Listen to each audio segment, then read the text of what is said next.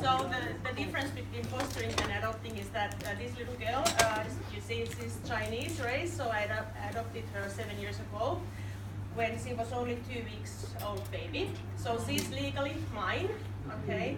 And fostering a child in Cambodia is something different. It's that they stay in the orphanage, and I just send $50 a month, which is deducted automatically from my account. At the moment, I have there 9 children in the orphanages, in two orphanages who call me mom, and that gives the home to these kids that they have someone, because that Sunrise Children's Village, which actually they don't want to call it an orphanage because it's a home for children. Okay, they have 500 children, and I just came back with my 2 daughters, this little girl Elisa and Linda, my biological one, taller than me. We came back from Cambodia. We normally go 4 times a year, but now lately I got divorced, okay, and not financially not doing so well. I can go there 4 times a year. So I was invited there to feed 400 orphans, because Geraldine Cox, my dear friend, who is the leader of all of these orphanages, is originally from Australia, but she also got the Cambodian citizenship because she has good relations with the Prime Minister. So her first orphanage she got from the Princess of Cambodia, who had to escape from the country because of the war.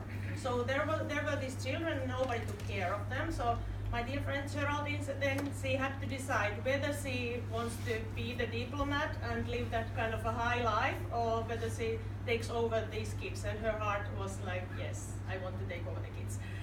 She got that land and everything from the Prime Minister. So now she has in Phnom Penh, the capital of Cambodia, she has 130 orphans. Then the second one she opened in Siem Reap, you know, where the Angkor Wat temple site is known for that. So she has the second biggest orphanage there. Then she opened in Sihanoukville, which is like the beach resort for tourists. She opened an orphanage, third one, for only HIV infected children. And in Cambodia, you know, if a child is disabled, has HIV, the parents often, what they do when the child is born and they see that there's something wrong with the child, what they do, and they are poor, they just leave the baby in the hospital and don't pay the bill and just go. And then the hospitals, they call those orphanages who can take them. Most of the orphanages don't want to take HIV-infected children. So this is what my dear friend Geraldine then decided to take care of these HIV. And now she opened her 4th orphanage only for disabled children. And this is why I went there. And she got from, there is a so-called Mother Teresa's orphanage also in Phnom Penh, Cambodia.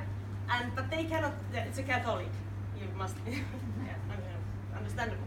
So, but they cannot take care of disabled children. But Geraldine has all of this support, and she has wheelchairs donated from Australia and so on.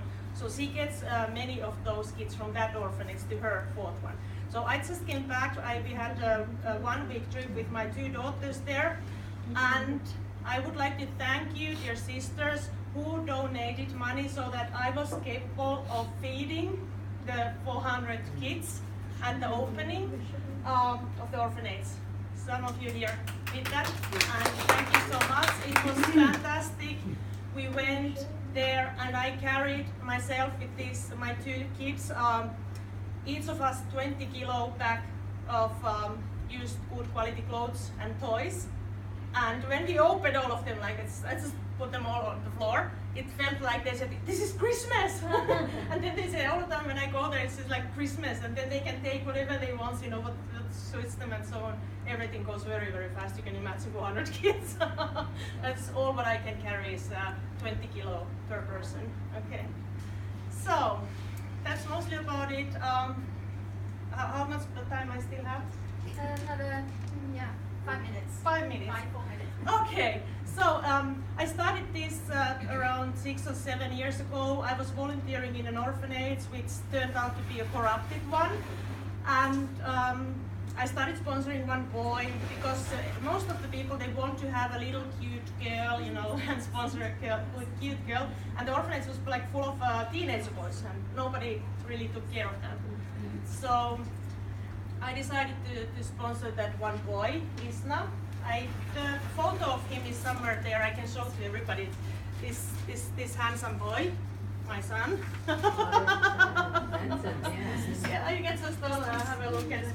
So he got the permission to come to my place and stay in Singapore for 1 month. So his English became much better during that time and so on.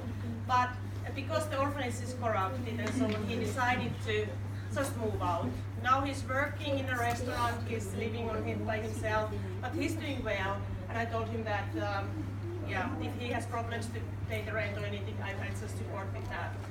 And then there is this one, I would like to show you this photo of this Wow, her name is Wow girl. She lives in the Sunrise. Geraldine took her. Okay, this is the saddest case she has actually. There are 2 girls who are burned, but her story is something I would like to share now at the end. So she could remember, she was around 5 years old, that her mother got some money from 2 ladies, and the mother pushed her to those 2 ladies. So the mother sold her to a begging ring to become a beggar, you know. And they brought her to Thailand, and then there were like 30 children in the room, sharing the room, and every morning they were brought to different places to beg some money. One day they realized that this girl is not making enough money, so 2 men threw acid all over her body.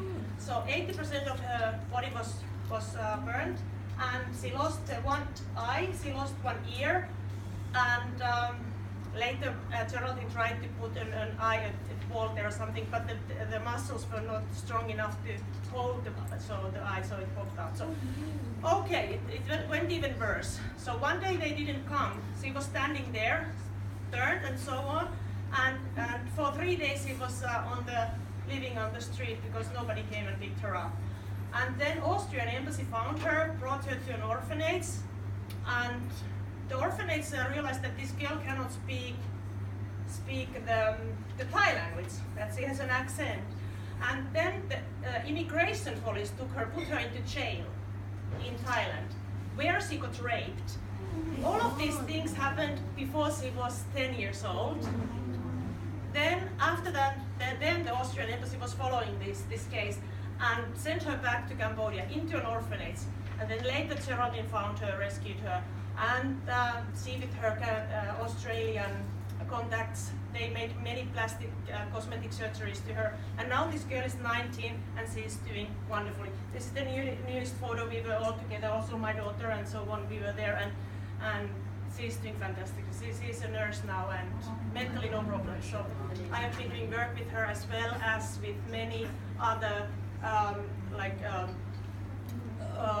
what are they called? Child prostitution victims in Cambodia, in the orphanages.